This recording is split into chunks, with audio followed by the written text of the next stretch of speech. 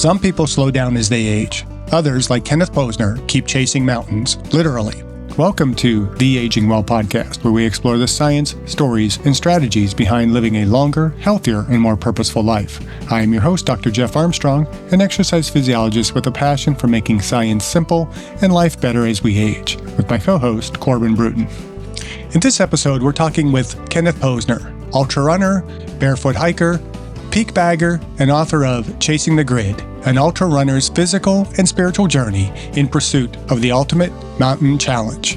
At 62, Kenneth continues to log thousands of miles each year, climbs mountains barefoot, and explores the physical and spiritual lessons of endurance, resilience, and purposeful movement. This conversation is about staying active, seeking intensity, and living fully, aging well. The Aging Well podcast encourages informed decision-making and always consult your physician and scientific literature when making decisions about your health. Kenneth, welcome to the Aging Well podcast. Let's start by telling us what inspired Chasing the Grid and how has your relationship with endurance and nature evolved over the years? Well, the book is about a period in my life in my mid-50s when I was at risk of falling into a lower energy state due to some challenges at work and some chronic injuries which were derailing my ultramarathon plans. And so I had to pivot to a different project. And the book is about a big peak bagging project where I had to do over 400 separate climbs. But I think one of the big takeaways from the book, at least for me, is I found in my mid-50s, I desperately needed more nature in my life in order to sustain energy and keep moving forward and age well. And what a surprise, since I've been hiking and running, for years before that. Well, at the young age of 62, you're still logging serious miles and setting ambitious goals. I guess my question is, what drives you to keep seeking intensity? Well, I was thinking about, this whole concept of aging well, and intensity is one of the drivers, in my opinion, of aging well. We crave intensity. We need intensity because that's how we learn, right?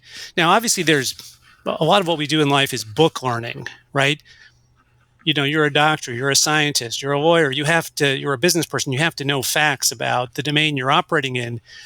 But we want to learn about ourselves. And that takes pleasure and pain, both, the contrast. So I think a lot of the reason people, for example, get injured with running is because they're craving intensity. And sitting behind a computer is great all day, but it doesn't give you that full mind-body engagement. And then people, they go out and they need it so desperately they overdo it. And so I think intensity is learning, and it's just one of the most important things in life, in my opinion. Yeah, I think managed intensity is probably one of the smartest things that we can do to age well. And you've spoken a lot about pivoting when injuries strike. And so to me, injuries kind of tell us we are not managing intensity appropriately. But how has your training changed over time to keep you active and healthy? So, intensity is one of the pillars, I think, to aging well. Here's the one that I focus on more and more. Control. And I love to quote Ross Bentley, who's a race car driver. I am not a race car driver. But he's funny. He talks about, how if rookie drivers would just drive slower, they would go faster. and they're trying too hard, right? But he talks about race car drivers entering turns, right, within a half a mile an hour of the ideal speed that will set them up for the best exit. And they do that turn after turn, lap after lap. That's the mark of real mastery in that sport. And I think control is just so important for what we do. And as we get older, the risks of injury go up because it takes longer to recover. Muscles and tendons are less resilient. So the risk profile is higher. That means more control.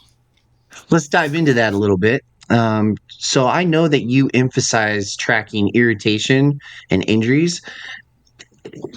Can you explain how does that practice help you train smarter as you age?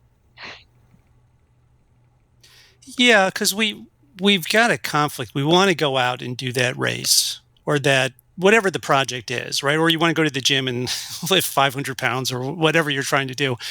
Yeah. Um, and I've got a simple, and I've explained this before. What you're referring to, Corbin, it's just a simple spreadsheet. It's my training log, but I track injury status. So green is good. Yellow means watch out. Something's limiting my performance. Red means, uh-oh, I blew it. I've got an injury. But I don't just track injury status. I track irritation status, what runners call niggles. And niggles are so perplexing because we don't know what they mean, right? We don't know if that, that ache in your knee is the start of a major problem or if it's just something you should run through. But I track them. Green is all good. Yellow means there is some irritation that I'm seeing, and throughout the run. And red means, hey, I'm feeling that irritation, and maybe afterwards there's some soreness or some swelling. Right? It may not be a full-blown injury, but it's observable. And what that does is it forces me to confront data that I might not want to confront, but it just makes me more aware. And it's taken from banking and finance, where a lot of risks are managed in dashboards, color-coded dashboards. And it's just a way of getting the data in your face, so you have to confront it, and you can't just keep doing what you're doing and expect, and ignore what's really happening. It almost seems like you're creating a visual representation of understanding your body and knowing its limits. That's what it sounds like. To me, what you're creating. Yeah, and I'm trying to fight the, in some cases, the egotistic pressures, right? To go on and go for it because the race is so important to me, and I need to, look in the mirror and really be honest about the risk-reward trade-off and how it's changing. So, by the way, in the book Chasing the Grid, it's the story in part about injuries that derailed me from one set of activities, which was the aggressive ultra running I was doing, and they got worse, and they began to turn chronic. And so this was one of the methods that I implemented to face myself, to look in the mirror and say, hey, Posner, you need to change because this is not going in the right direction. The percentage of time in the red is going up, right? It's not going down. It's going up. And by the way, by the time I got through that experience, I recovered from the injuries. So the pivot to more hiking and peak bagging and away from ultra running was successful. I came back and I'm now doing, I resumed doing marathons and ultras, and I'm now in the green zone. That exercise forced me to make a decision. I said, look, I'd love to go out and do some great race, but what I really want to do is stay in the green zone. So I need to manage my goals and my training methods accordingly. I said it's like you're humbling your competitive spirit. Yeah, and I mean, we're all competitive. Life is competitive. We're full of energy, right? We want to do great things. And running and other physical training modalities are so powerful in creating, what people call the runner's high. But it's more than that. It's this sense of self-empowerment that comes with completing your goals. But yeah, we got to stay in control. We got to be realistic, right? We got to manage for reality, not fantasy. And the ego is pushing us. The ego can be pushing us too hard. In the book, I talk about coming face to face with my ego.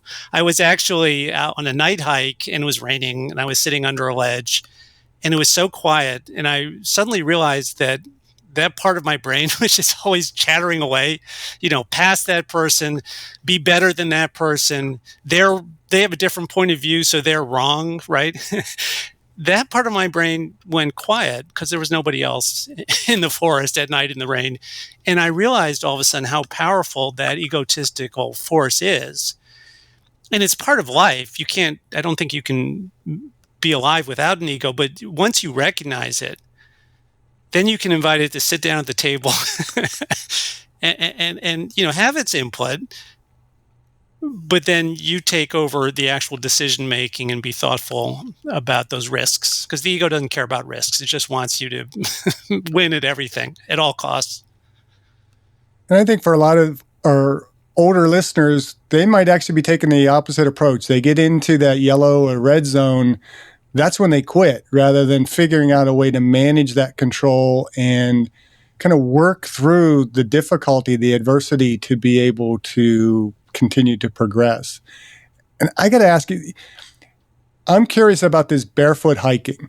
I mean, I barely can walk around the driveway with no shoes on because there's stones and everything else. So how has barefoot hiking, cold exposure, intermittent fasting, and some of the other things that you do influenced your health and performance over the long term?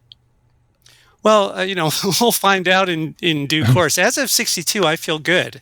And but back to that, the yellow and the red zone and people giving up. Part of it's control and risk management, but I think one of the lessons too is purpose, right? Purpose is what creates energy, mental energy. And, obviously we need food and, and water and oxygen for physical energy, but the amount of physical energy used by the brain is very small.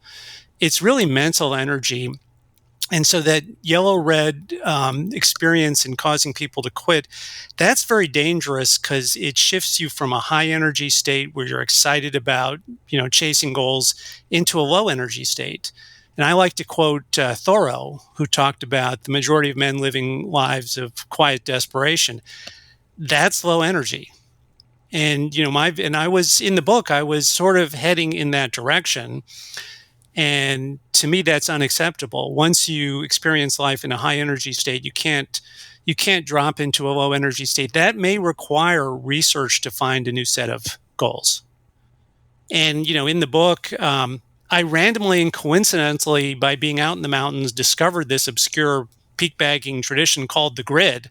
So I stumbled upon it, but I recognized it, and it became a hugely powerful force in my life for the next 2 years that it took to complete it. Yeah, speaking of your book, I know it touches on the spiritual side of endurance. I guess, could you explain how does your time in nature fuel both the physical and spiritual energy? Yeah, and I have a very simple definition of the spiritual path because it means a lot of things to different people. It's not something that science can opine on, right?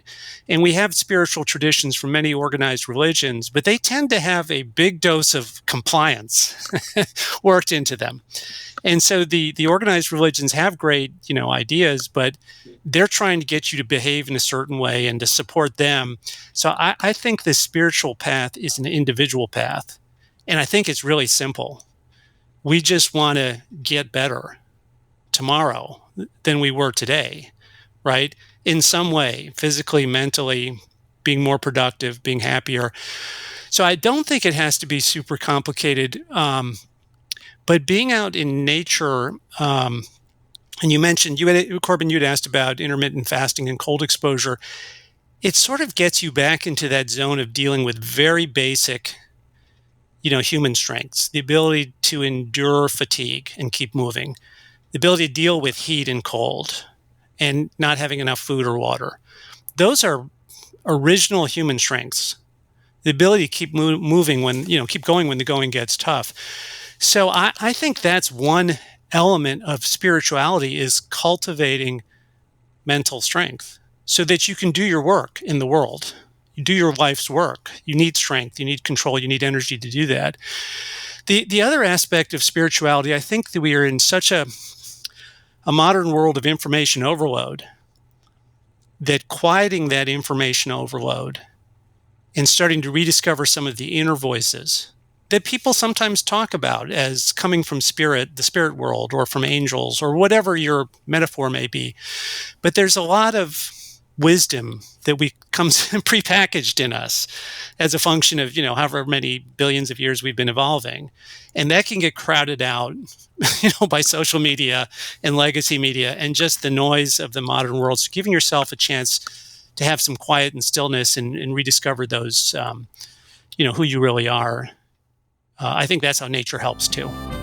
If you're enjoying the Aging Well podcast, be sure to like, subscribe, or follow on your favorite platform so you will never miss an episode. And if you find our conversations helpful, please share the podcast with a friend, because aging is something we're all doing and we're better at doing it together. And support our guests in this podcast financially by visiting the affiliate links in the episode description below, and use the links or codes provided for discounts on products we have vetted and feel comfortable recommending to our valued viewers and listeners. Thank you, and now back to the podcast.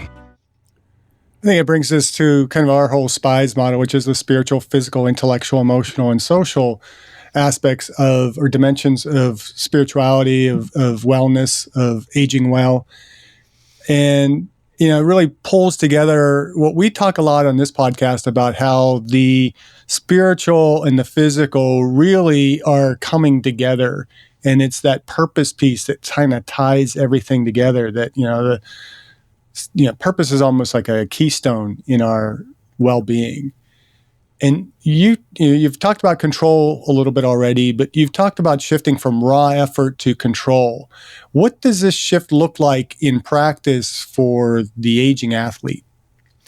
So, there's a practice in running and also in other sports of high intensity interval training, right?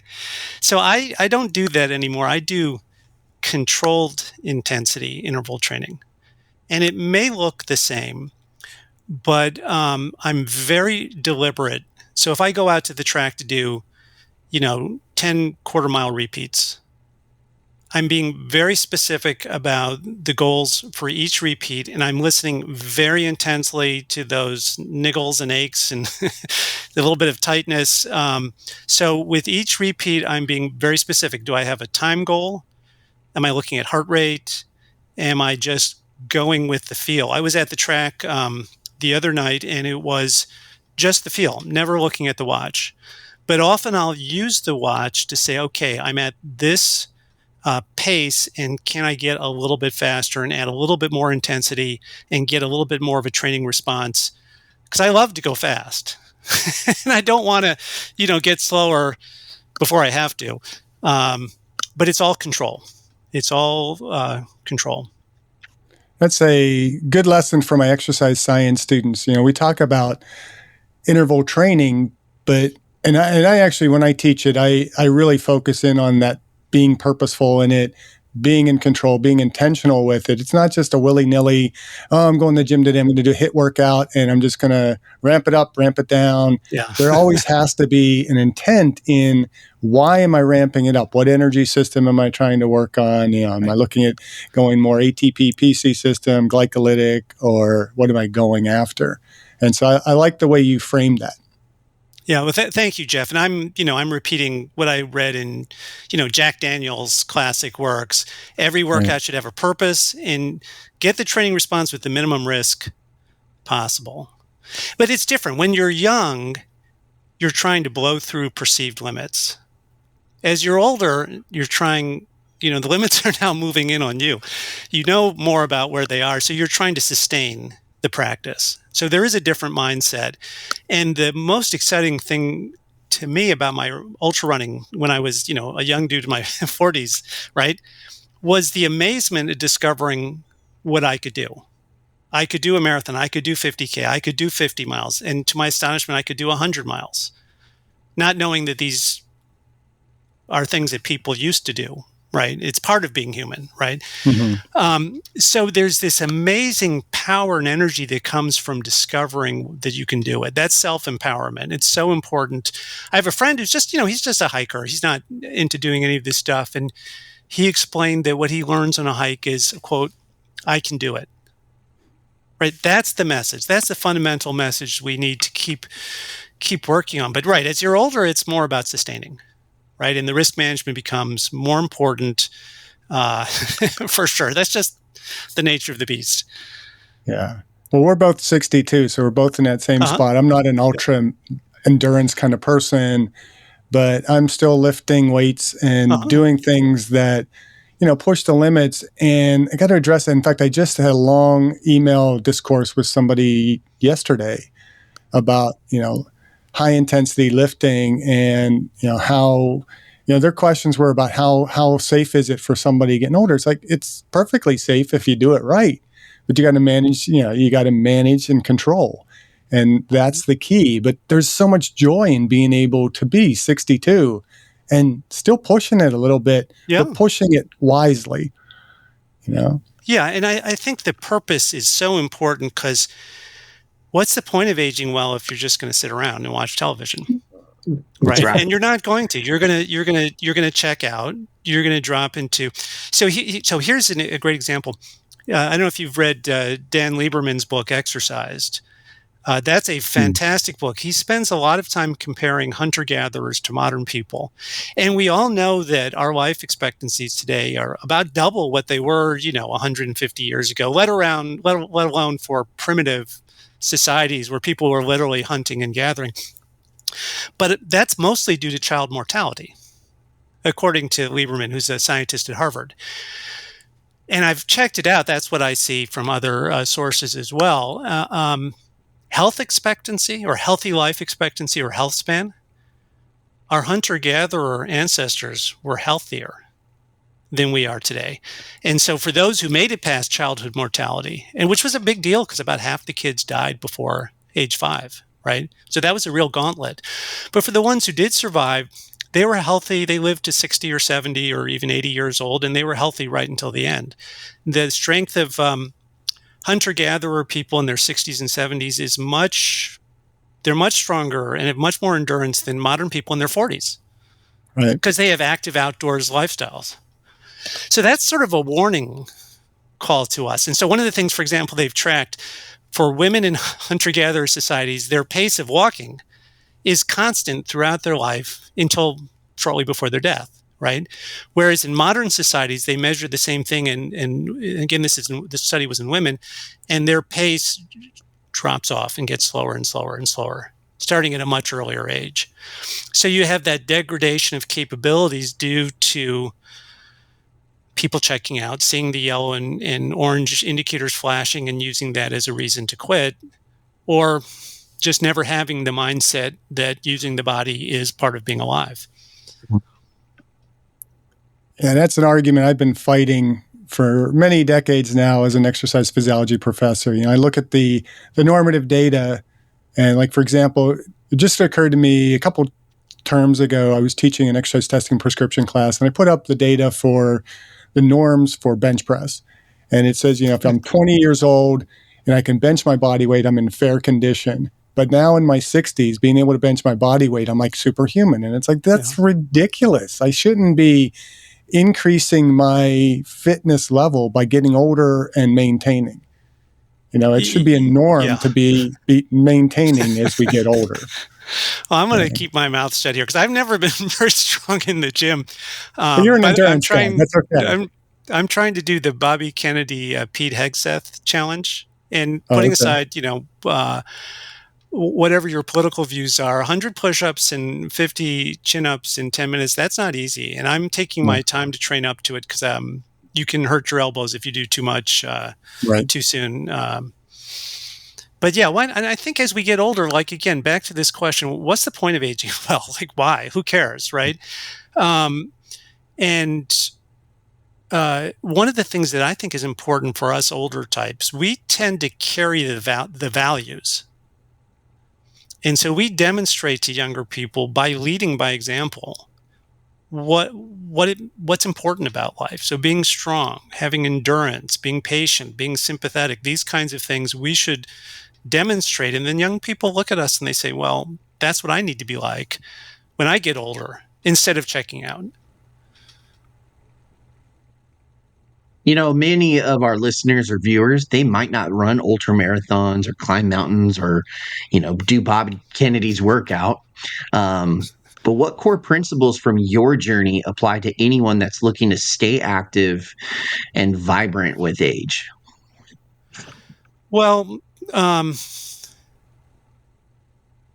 think it starts with taking ownership. I think one of the problems we have today, science creates wonderful life-saving changes and new technologies. Science also creates noise and nonsense. And that's a fundamental problem. And we live in a society of information overload. So I think one of the core principles is we need to be somewhat skeptical and take ownership and do that little bit of research. And, people are critical. They're like, don't go to Dr. Google. Dr. Google's not going to help you, right? Go to a real doctor. But you need to do both. But it's worse than that, because Google, I would say, based on my experiences, there's a lot of guardrails on Google. That means it's censored, right? So there are, there's the risk, there's medications that can save you and change your life for the better. But there's also a risk of overprescription, too many procedures. And Nassim Taleb makes the same point in his book, Anti-Fragile. He says, be careful about medicine and science. He calls it the tragedy of big data. More data means, yes, you can solve more problems, but it also means there's more opportunity for unscrupulous researchers to create, to find spurious correlations and just sell things based on science. But a lot of science is marketing. So I think we have to, when it comes to nutrition and medicine, we have to take ownership and recognize that we can't just follow what's in the newspapers or online. We've got to be thoughtful and experiment and be cautious. It's unfortunate, but I guess that's always been the way. But I mean, if you look at like on Facebook, there's a group called Runners After 50. And they're all talking about the runs they did in the races and how much fun they're having. But then you go to running after 60. Now there's a very high proportion of people saying, I don't feel good anymore. And, it's meniscus. And be careful, because meniscus surgery gets overprescribed. It's people being put on statins and blood pressure medications. And sometimes those are absolutely the right answer, but sometimes they just make people feel really bad. And they may not be the right answer. So I just got my mom out of the hospital earlier this summer, and the doctors are ready to do surgery. And a few good questions got us some time, and then she started to feel better, and it wasn't necessary, and it's risky surgery. So that was a good outcome. But that's sort of, I think we have to avoid becoming dependent and outsourcing our judgment, to the medical industrial complex. I hope I don't come across like a conspiracy nut, but it's a concern of mine. You're speaking the message of the Aging Well podcast, and that's why we really emphasize that we are the Aging Well podcast, because that's the mentality we want to promote in our viewers and listeners. This is episode 2 of season 5, and our previous episode was on what the longevity experts are getting wrong. And great! There's a lot of stuff, and I've been very disappointed in a lot of the so-called longevity experts that we see on YouTube and Instagram and all that I've respected in the past, but it's like they're hawking medications and all these things to treat aging like it's a disease, rather than really focusing in on what are we doing with our lifestyle to promote being able to be intense and to be able to be functional without having to rely on drugs and medications and 100 supplement tablets that you're taking every year, or blood transfusions and all that kind of stuff that really don't cause you to have a better health span or to be more productive as you age. They cause you to just live longer. And living longer isn't the purpose of aging well. It's actually aging well, and living longer just happens to be the fruit of that aging well. And so what advice would you offer someone who wants to sustain that high intensity activity safely into their 50s, 60s, and beyond? So I do want to go back to the question, Corbin, you had asked, and Jeff, you'd asked as well, about some of the things that I do that are a bit different. Barefoot, cold exposure. Obviously, Wim Hof and others have made a big deal about cold exposure. I do a little bit of that. Intermittent fasting. All of this is about living a more natural life and not shielding ourselves from nature, but being part of it. So intermittent fasting, I think, is super powerful. And I'm not looking for scientists to prove that rats live longer if you give them less cheese or whatever. Intermittent fasting gives you the self-confidence to walk past bad options.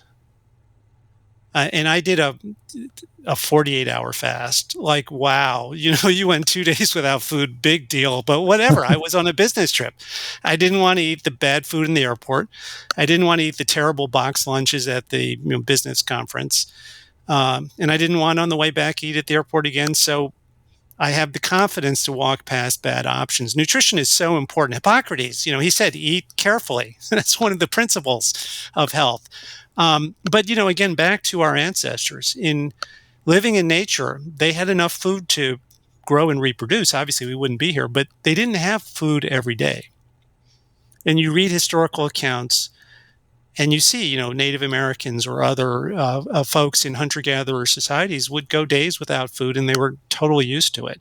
And so many of the chronic ailments seem to be associated today with metabolic weakness. So a dependence on constant sugary snacking, and you lose the ability to burn fat and sustain yourself without a jelly donut or whatever it is you're eating. Most of our food supply is equivalent to jelly donuts. So that's important. Cold exposure. I keep my thermostat pretty low, and that's why I'm wearing a jacket right now, because the cold stimulates you and it makes your body, react and get engaged. And the barefoot, I think, Jeff, you were asking about the barefoot hiking.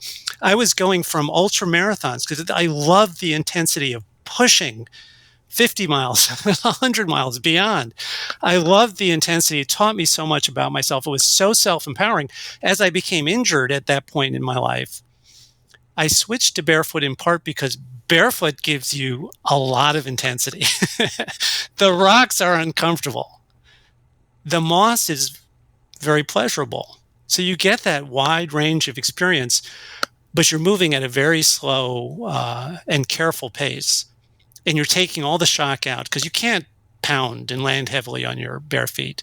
So it was and I think, by the way, barefoot hiking would be a great modality for lots of people. No, you don't have to run the ultra marathon, but get out and rediscover balance and agility and connection and mindfulness.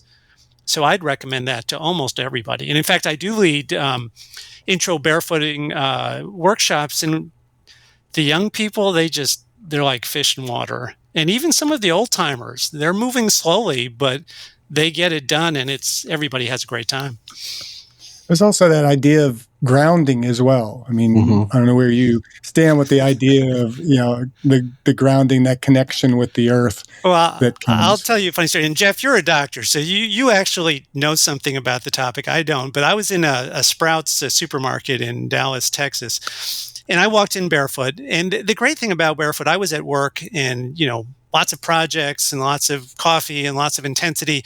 And then I left work and I got in my car and drove really fast straight into a traffic jam, right? So typical modern, experience, blood pressure through the roof.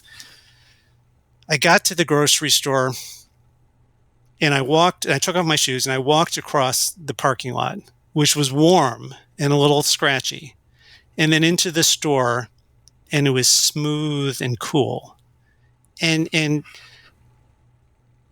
the experience just cleared my mind, because my mind is like, okay, this is interesting, but let's just pay attention. Let's make sure it's not too hot, not too cold.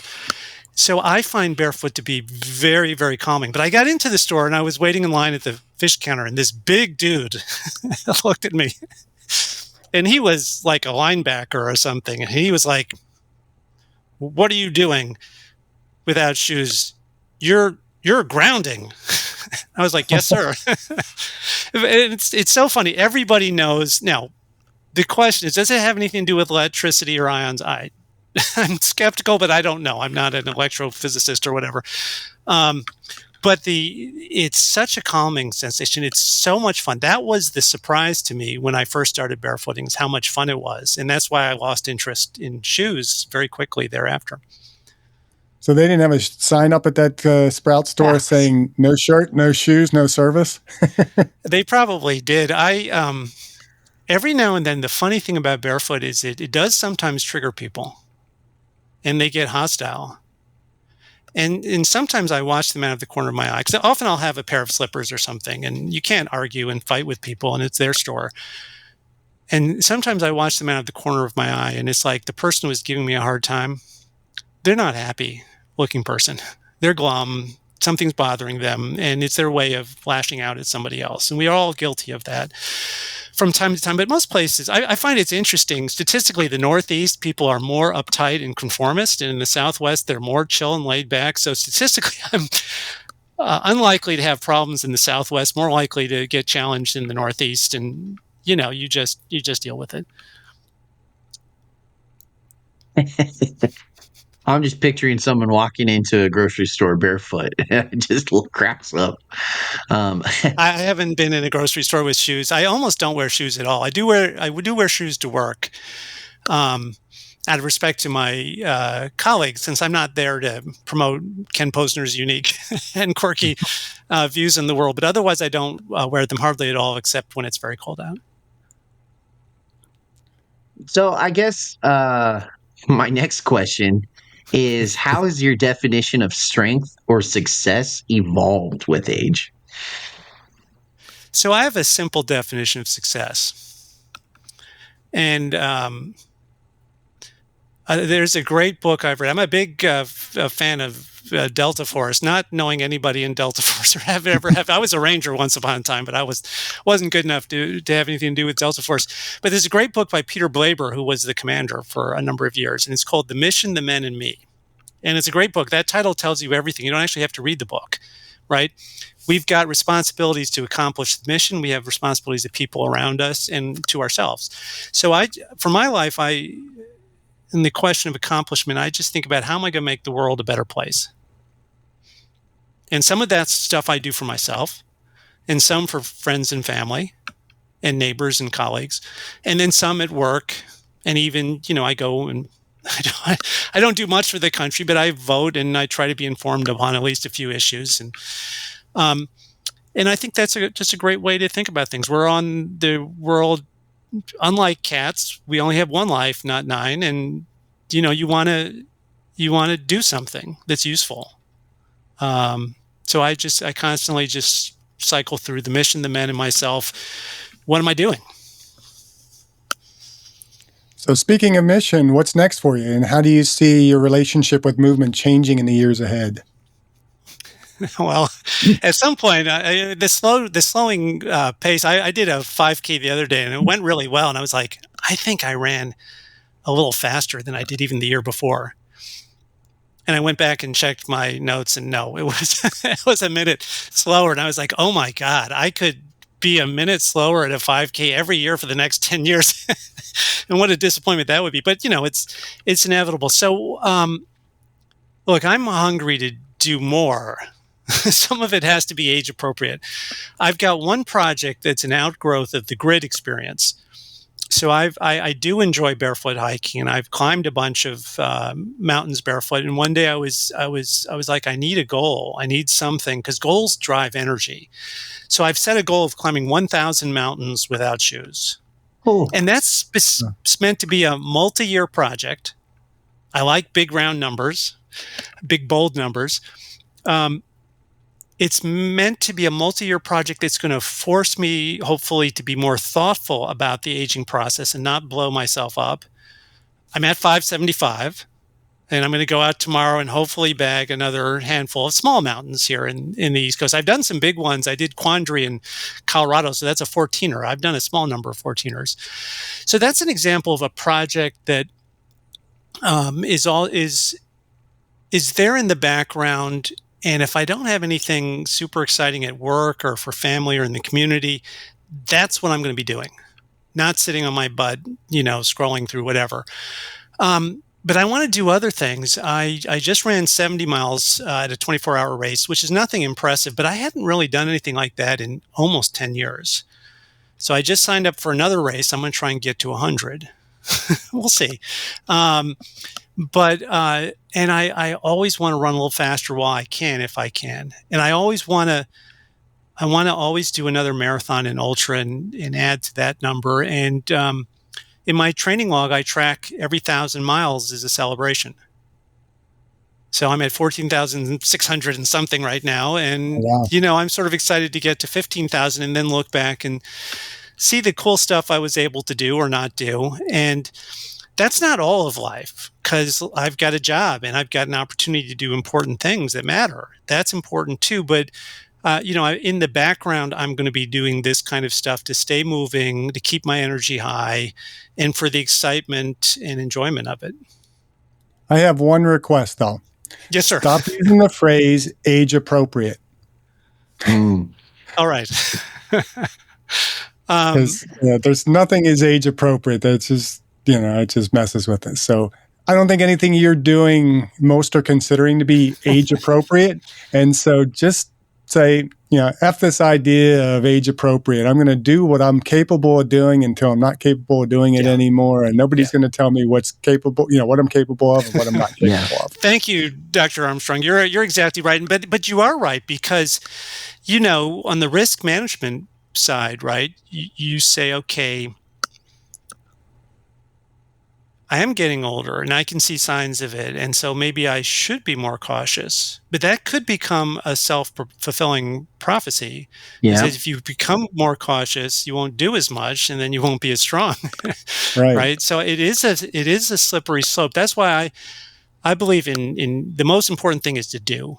You get out there and do something, because then you learn, and then you're like, dang, that was inappropriate for whatever it was. All right. That didn't work. And by the way, in chasing the grid, I tried to do, 135-mile ultra race and, record-setting run, and it blows up and it leads to injuries. So there is real downside.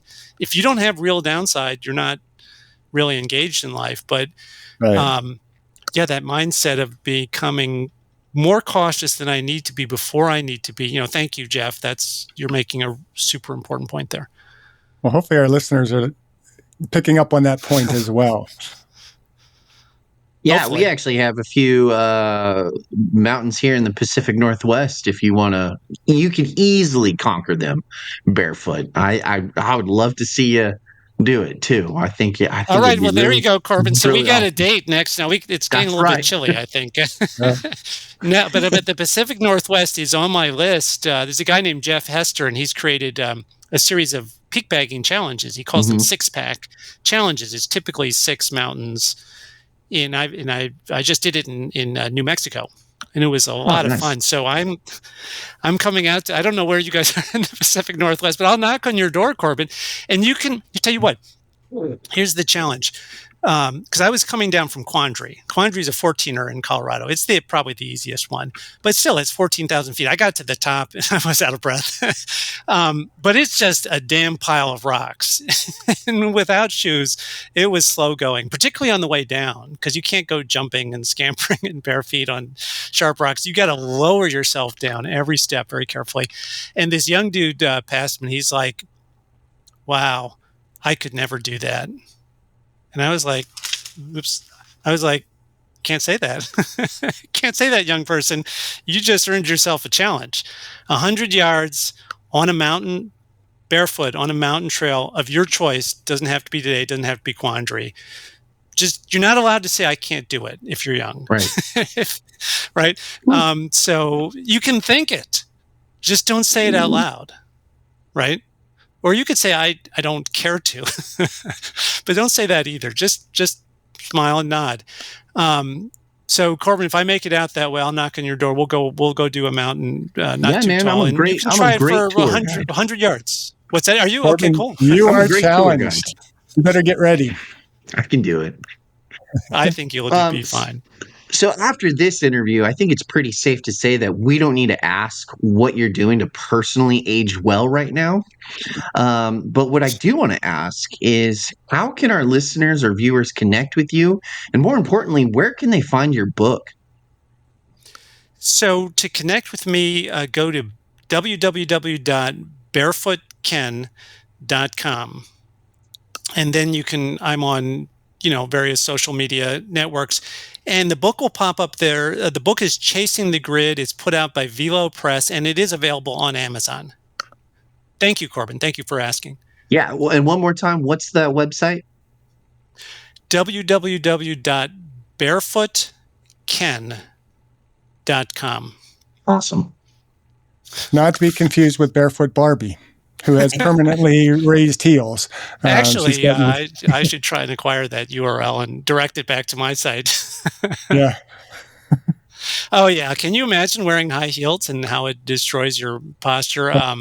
By the way, even low-heeled shoes, not to take us too far off target, but some barefoot training could be helpful for many of your listeners because shoes do distort the natural gait. And when I was young, now I can look back and the big-heeled running shoes of the time, they caused me real problems with posture and chronic shin splints and other problems. So some amount of barefoot is very, very healthy for people. Well, you go back to, your ancestral hunter and gatherer populations that you talked about earlier. They didn't have shoes. They were running around doing all that stuff barefoot. Much more connected to the earth, but also, they toughen up the calluses on the bottom of your foot, and you can pretty much walk anywhere. You want to hear something crazy? My great-grandmother didn't have shoes growing up in Eastern Europe. You know why? She was an orphan. And, nobody had an extra pair of shoes for her. By the way, there's a great book by Peter Matheson called Snow Leopard. It's about a trek in Nepal in the 1970s. They were looking for Himalayan blue goats and snow leopards. And they found the Sherpas and porters went barefoot, even in the snow, until the snow got deep enough and at high enough altitude. But the first, light snow in the fall, they were still barefoot. So, for sure, people had sandals and moccasins, but they didn't use them all the time. And a lot of people didn't have them. So, yeah, for sure, that's where we came from. I used to, back in Pittsburgh, run out and get the newspaper in my bare feet. It's Saturday morning. I'm going to go out and get it. I'm not going to put shoes on just to go out 10 feet in the snow. And then it wasn't bad. And I wear shorts year round here in Oregon, other than when I'm working. And people freak out over that. So if I were walking around barefoot in Oregon this time of year, people would be looking at me kind of strange. Like, how can you do that? It's too cold. The no shoes, no shirts, no service, that actually dates from the 60s and 70s. That's how mainstream people fought back against the hippies.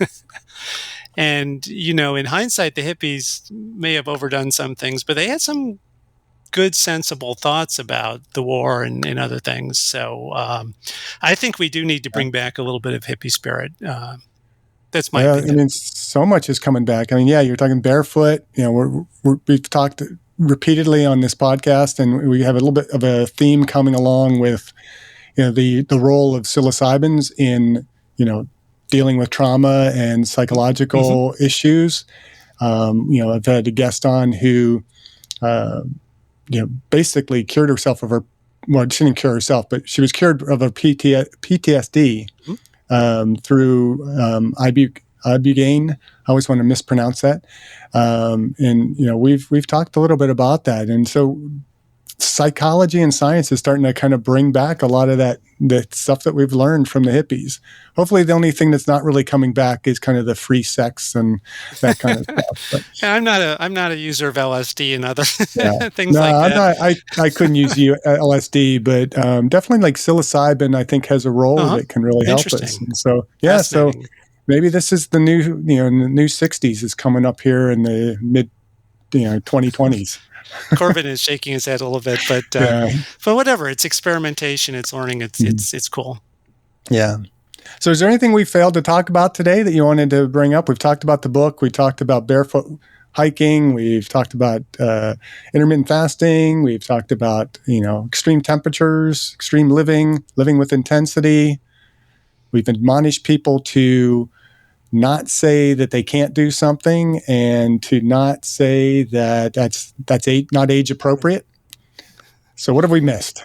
So my daughter just turned 30 and she texted me, did I have any advice for her? Because I think what we all know, once people are in motion, they're going to figure it out. They're going to go somewhere. They're going to do something. It's going to work out. And I think there's people who sometimes they pause, they hesitate, they're not sure because life is, information overload and it's complicated. So I texted her back. I said, and this is my philosophy, for better or for worse, I said, run towards the excitement in life. And I didn't hear anything, and I was like, maybe that didn't go over right. But a few days later, she texted back and said, hey, she had actually literally gone for a run and had a great time. So thank you. So, I think we just want to encourage each other to go for it, right? You got to get up and do something. You can't hide. You can't stay stationary. That's not how life works. So just run towards the excitement in life is my best advice, I think, to anybody. And we'll just end with that. Thank you. Thank you, Jeff. Thank you, Corbin. Thank you for listening. I hope you enjoyed this episode of the Aging Well podcast. Please like, subscribe, or follow, and share this episode with a friend. And be sure to visit the affiliate links in the description below. Thank you for listening, and until next time, keep aging well.